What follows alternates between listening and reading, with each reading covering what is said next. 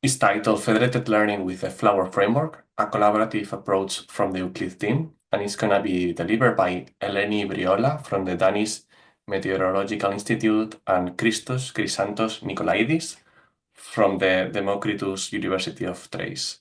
I'm really looking forward to know what the Euclid team is, so the floor is yours. So I will start sharing my screen. Yeah.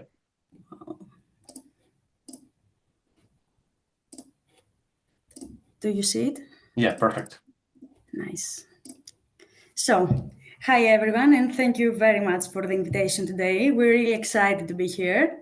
I'm Eleni and I'm joined by Christos. We're both part of the Euclid team.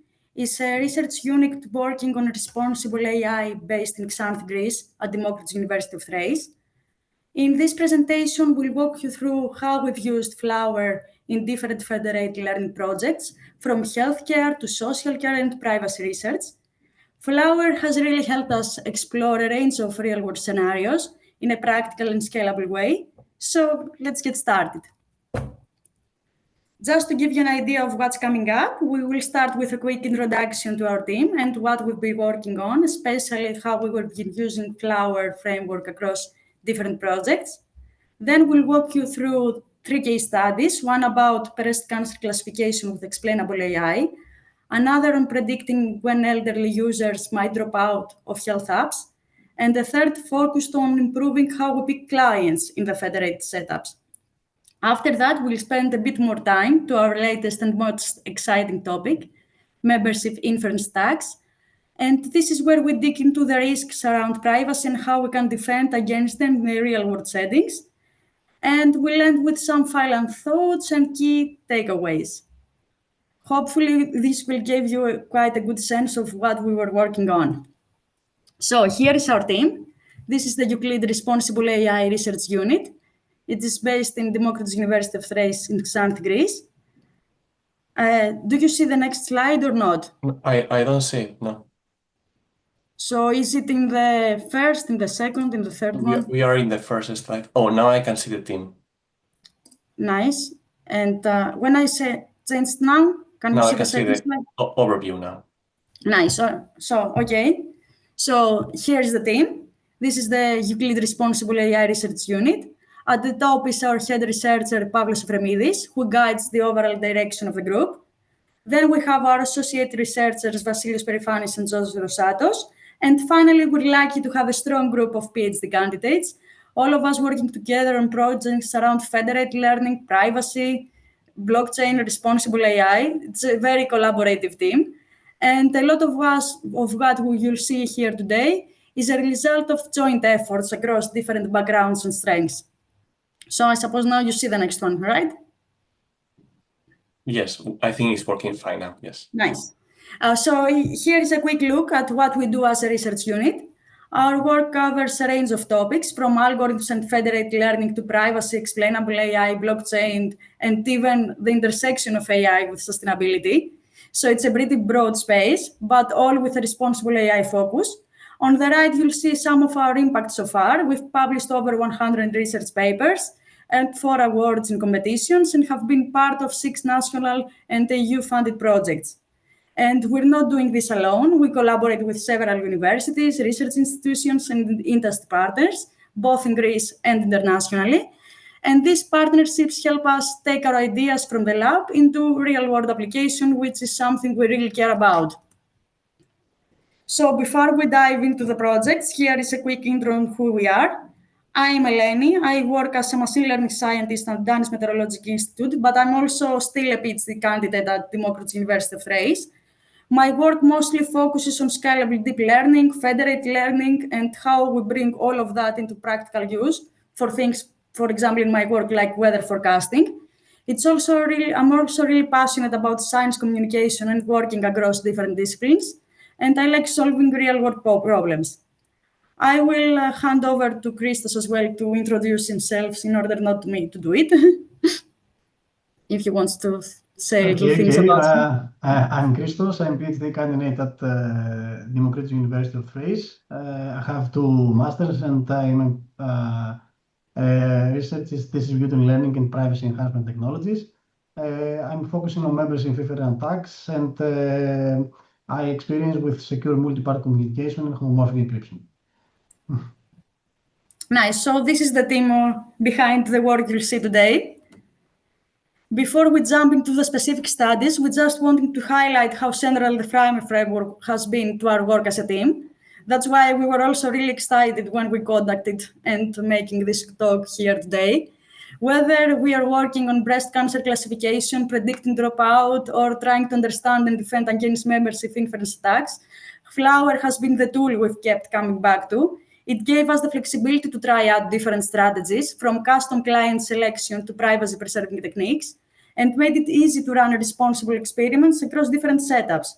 So in all the projects you'll see next, there is one thing in common. They all built in using Flower. So this is the first study. I have put all of the QR codes in order if you want to check out each study. So in this study, we've looked at how we make breast cancer diagnosis both accurate and explainable without compromising patient privacy. As you know, medical data is extremely sensitive, so using centralized AI approaches can be risky. That's where federated learning comes in. It let us train models without actually moving the data. We used Flower to coordinate the training process across clients, and we worked with two datasets, the Wisconsin Diagnostic Breast Cancer dataset and Wisconsin Breast Cancer dataset. What makes this work stand out is the use of sub-based explainability within the federated setting. So what we did, we combined either neural networks or XGBoost models, and in each client, we computed their own sub-values locally. So this setup allows us to keep data private while still understanding how the model decisions were made, something that's especially important in the clinical context. Let's talk now about what we found. The results were really strong. Accuracy and F1 scores were very close to centralized models, going up to 98.39%, which is great, especially considering the data never had to leave its client. Also interesting was the fact that when we aggregated the sub-values, we saw consistent feature importance across clients. This means that the model was not only accurate, but also explainable in a reliable way without compromising the privacy. With Flower, we made all of this possible. It allowed us to use different types of models like ANNs and XGBoost and easily plug in our explainability pipeline. So overall, this work showed that federated learning doesn't have to be a trade-off between privacy and transparency. You can have them both. The next study is about a really important and often overlooked challenge: user dropout from health aging apps. These tools are designed to help older adults stay engaged within their health, but when people stop using them, the long-term benefits disappear. So at the same time, the data generated by these apps is personal and sensitive, so we need to be really careful how we handle this. That's why we used federated learning with Flower. It allowed us to train models directly on the client side without even moving the raw data. We tested several settings in both IID and non-IID settings to better reflect the diversity in user behavior. What stood out was that the federated learning actually performed better than centralized versions when it comes to F1 score. And with Flower, we could easily simulate different client environments and explore how personalized strategies work across the board. So this work really shows how federated learning and Flower in particular can help us build digital health solutions that are both personalized and privacy preserving. And in connection to that, this study takes things a step further. So we're still focused on predicting dropout from elderly care apps. But here the question is, how can we do even better by being smarter about which clients participate in training and how we deal with imbalanced data? So again, the data is sensitive and decentralized. So we worked in a federated setting with Flower. But this time we tested 3 client selection strategies: picking clients to balance label, prioritizing the ones with more data, and the combined approach. So on top of that, we tried oversampling, undersampling, and a hybrid method to fix class imbalance. And what we found was quite promising. With the balanced client selection strategy, we reached an F1 score of 76.4%, which was 13.5% better than the centralized baseline. And even more impressively, we slashed training time and emissions by nearly 89%. So Flower made all this possible and gave us fine control over client selection and let us test our custom strategies in a reproducible way without compromising on privacy. And in short, this paper shows how federated learning isn't just about privacy. It can also deliver better performance and be more sustainable, especially when paired with the right strategies. So this was from me, and now I will give Christos to take it from here. What I did was a quick tour, as long as Christos trying to share, of our recent projects, what we used, and to tackle with real-world problems in healthcare and social care apps, from breast cancer to improving elderly care.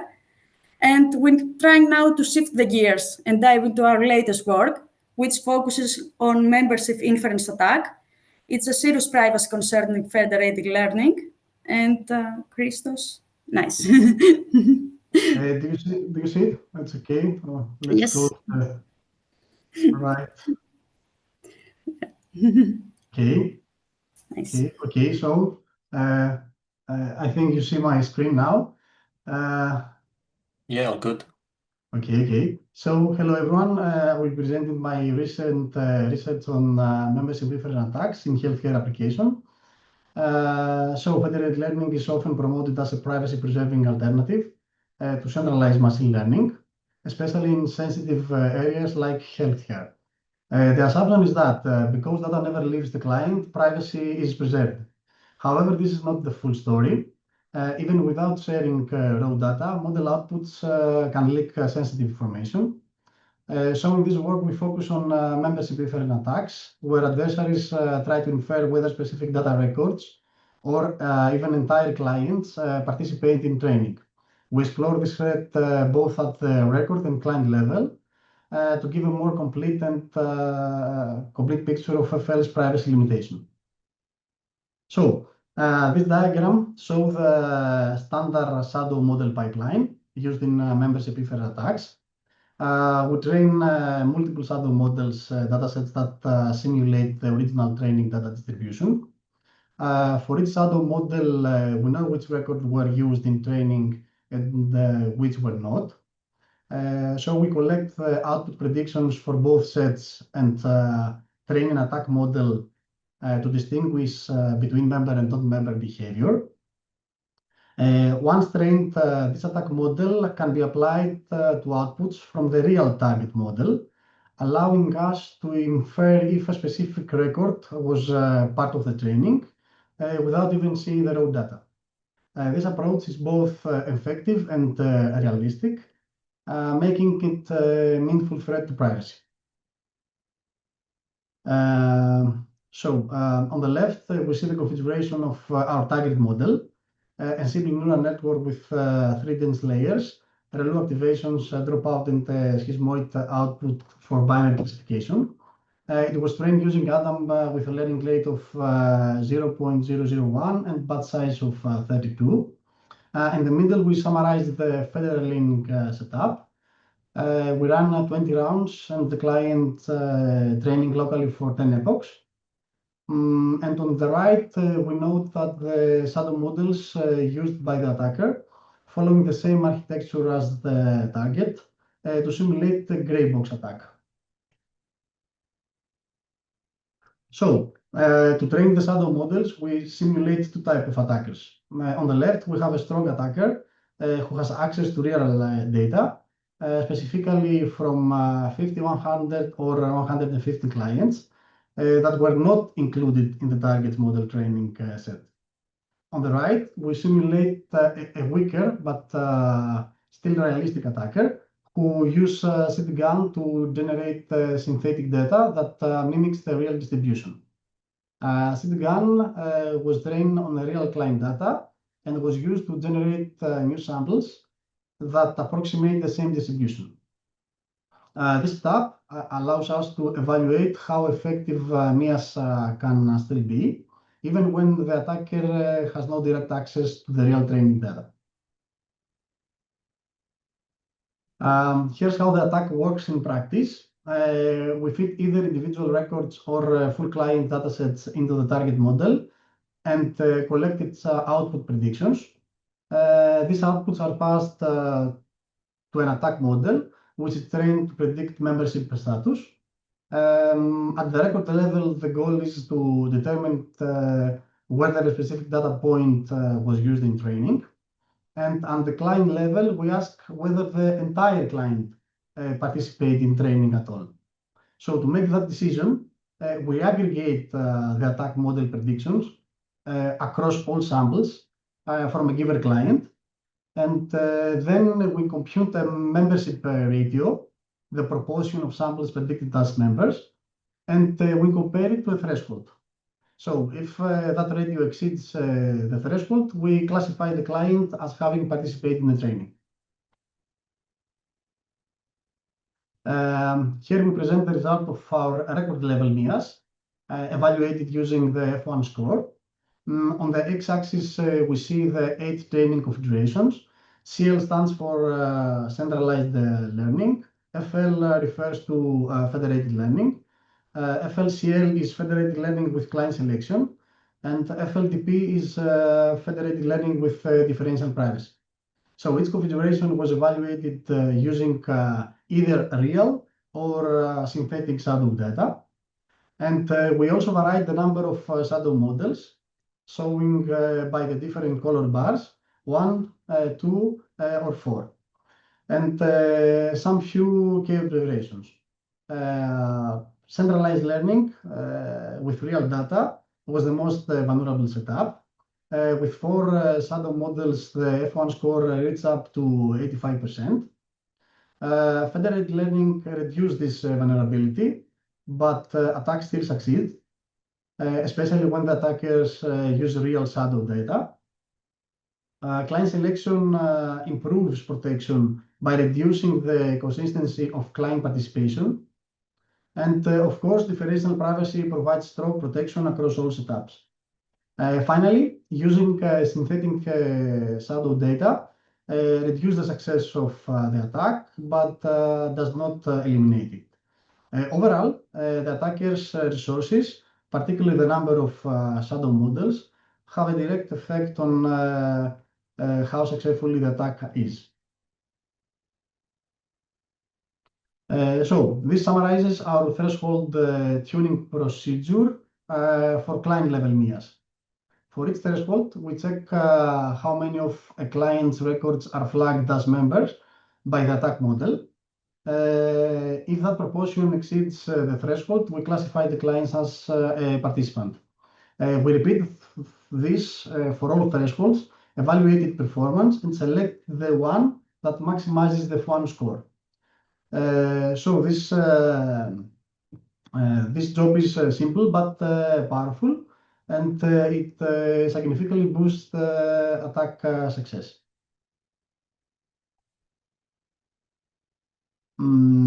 These are the results from our client level MIAs.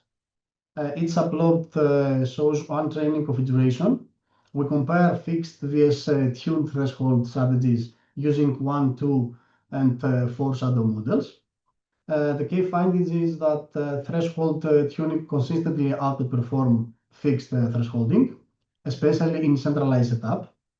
In centralized setup, tune F1 scores goes as high as 78%, showing strong attacker success. Federated learning setups are more resilient, particularly with client selection or DP, differential privacy. And of course, synthetic shadow models lead to lower scores, but attacks still works. Overall, the tune approach makes client-level MIAs much more effective and reveals the gap in federated learning defenses.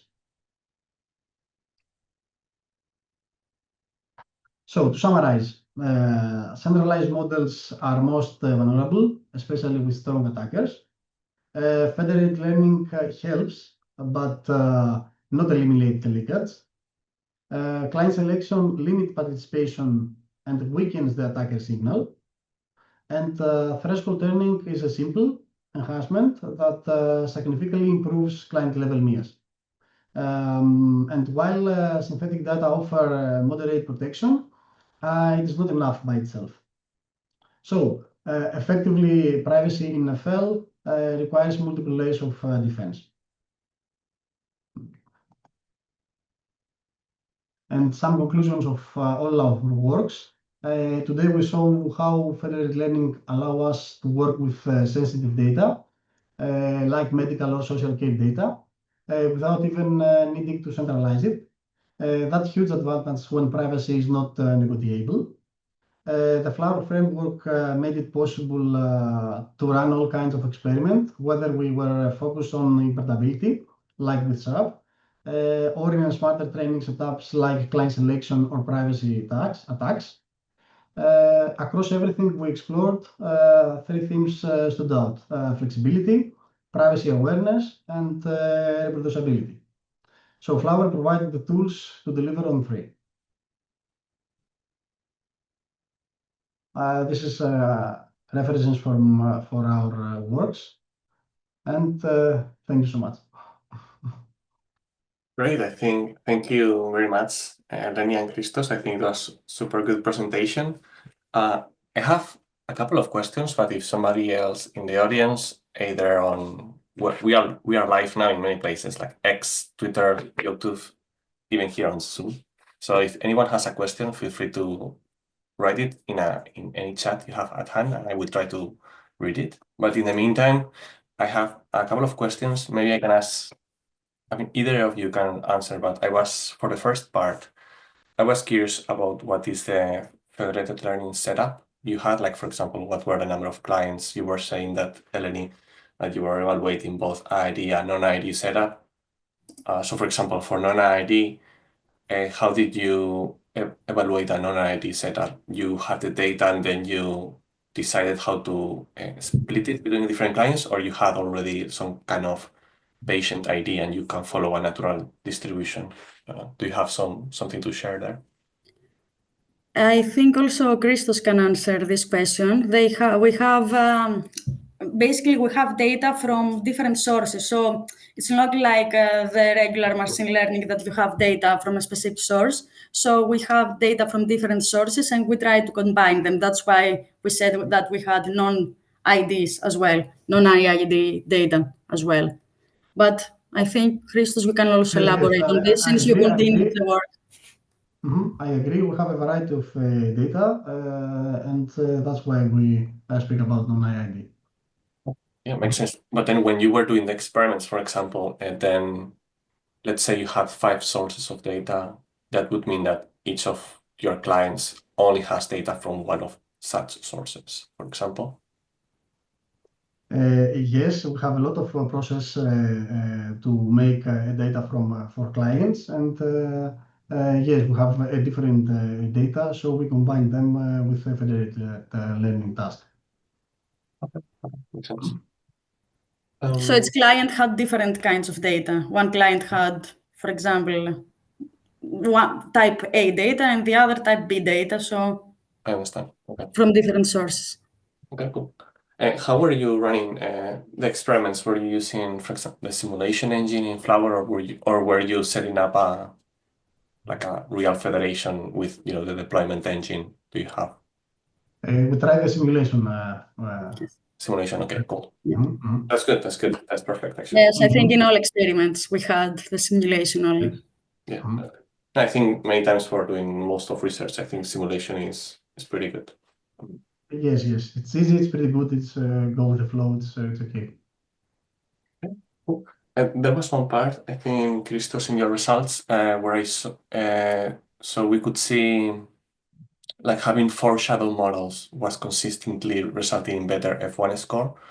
Maybe I didn't understand everything about the shadow models, but is there a trade-off? Is there some other trade-off of having more shadow models? Like, is there a drawback of having more shadow models?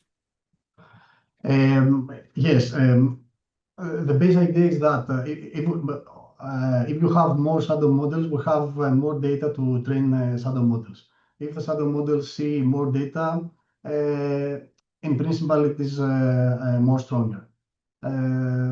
But the data is the data has to be good to work this on.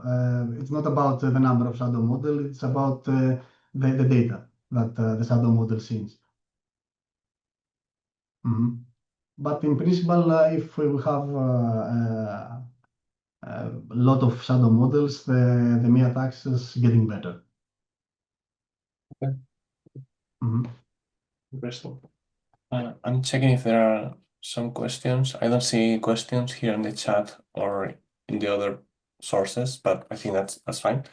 I saw that for the first work, there were a couple of, at least one publication that I could see it online. For this this MIA work, is there also a paper related to it? Yes, of course. Okay. We are our last paper. You Oh, can right. scan Yeah. it and see the paper. Amazing. It's Is there a open published source repository for this? few weeks ago. It's published a few weeks ago. Okay, GitHub. Okay, amazing. Okay, great. I think maybe then we can. Thank you very much for your talk, Christos and Eleni.